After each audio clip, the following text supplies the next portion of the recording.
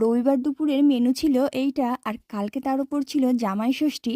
কিন্তু এত কিছু ভেবে আমি কিন্তু এত সাজিয়ে গুছিয়ে রান্না করিনি, ওই যা রান্না করেছিলাম ওটাই আর কি একটু সাজিয়ে নিয়েছিলাম। আর এদিকে যে চিকেন কষাটা করছি, এই চিকেন কষা অনেক দিন বাদে করছি। আর এই আদা রসুনের পেস্টের মধ্যে মোটামুটি 8-9টা লঙ্কা দিয়েছিলাম বলে এটা একদম সবুজ রঙের হয়ে গেছে। আর বিয়ের পর থেকেই বাইরে থাকার জন্য জামাই ষষ্ঠী করা, মায়ের কাছে যাওয়া, এইটা আর কপালে জোটে না। আর যা কিছু ভালো মন্দ খেতে ইচ্ছা করে সে তো নিজে বানিয়েই খেতে হয়। তো যাই হোক, এখন সেটাই অভ্যেস হয়ে গেছে, কোনো অসুবিধা হয় না। আর এই যে চিকেন, এটাকে আমি কালকে ম্যারিনেট করে রেখেছিলাম নুন, হলুদ, ধনে গুঁড়ো, জিরে গুঁড়ো আর একটু কাশ্মীরি লঙ্কার গুঁড়ো আর সর্ষের তেল দিয়ে। একটা গোটা মুরগি মোটামুটি 2 কেজি 200 মতো কিনে আনা হয়েছিল, ওটাই অভিজিৎ কালকে কেটে দিয়েছিল।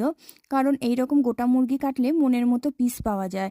তো এইদিকে আমি আলু যা দিয়েছি মাংসের থেকে মনে হয় বেশি, কারণ এই রকম চিকেনের ঝোলের সাথে আলু বেশ ভালো লাগে, সেই জন্য বেশি করেই আলু দিয়ে দিয়েছি। তো এদিকে লাস্টে একটুখানি গরম মশলা ছড়িয়ে নামিয়ে নিয়েছি। এদিকে আমার চিকেন হয়ে গেছে।